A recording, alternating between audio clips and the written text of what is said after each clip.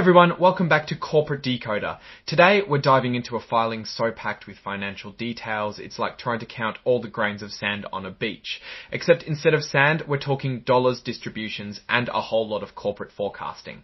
Ready to decode? Let's jump in, but before we do, if you appreciate getting straight insights from corporate documents, make sure you're subscribed. We also have a Discord community linked in the description below, so join us there to discuss these filings in real time. So what's the big news? This is a report about distributions, essentially dividends, that Cantor Fitzgerald Income Trust is handing out to its shareholders.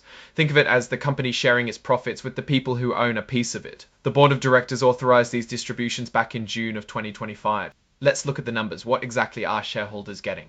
Well, it depends on the class of shares they own. All classes of shares are getting the same amount. For Class I, Class D, Class S, Class T, Class IX, Class AX, Class TX shares on an annual basis. Now, the report mentions net distributions. This simply means that the gross distribution, which is the initial amount, might have some fees taken out depending on the specific class of stock and what was agreed upon in the company's documents. So who gets this money? Anyone who owns shares before the close of business on May 31, 2025 is entitled to this distribution. And when do they get it? Around June 6, 2025.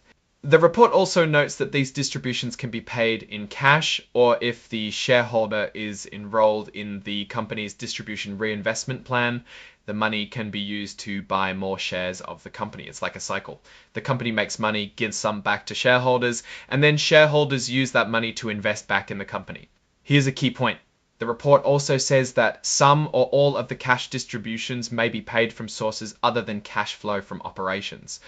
This means the company might be using other funds, not just the money it's actively making from its business to pay these distributions. This could include using cash reserves or even borrowing money. It's not necessarily bad, but it is something to watch. Finally, the report includes what's called forward-looking statements. This is basically the company saying, hey, we're making predictions about the future, but things might change. They're warning investors not to rely too heavily on these predictions because, well, the future is uncertain. They cite risks detailed in their annual report, urging everyone to take those into account. So now, what does this all mean? Cantor Fitzgerald Income Trust is sharing its profits with shareholders through these distributions. The amount is consistent across share classes, but it's important to note that the source of these distributions might not always be the company's operational cash flow. Investors should keep an eye on that. The forward-looking statements remind everyone that what the company expects and what actually happens can be two different things.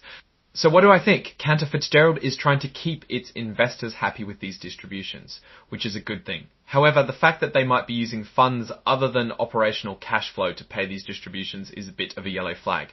It's not necessarily a deal breaker, but it does mean investors should pay close attention to the company's financial health and how it's generating revenue. It's crucial to understand where the money comes from to make sure the distributions are sustainable in the long run.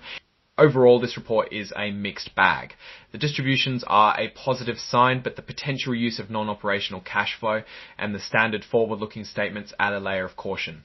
Alright, that's our breakdown of this 8K filing from Cantor Fitzgerald Income Trust. What's your take on these distributions and what they signal for the company's future? Drop your thoughts in the comments. If this analysis was valuable, hitting that like button really helps, and subscribe for more deep dives. Don't forget to check out the Discord in the description for more discussions. Thanks for watching, and I'll see you next time.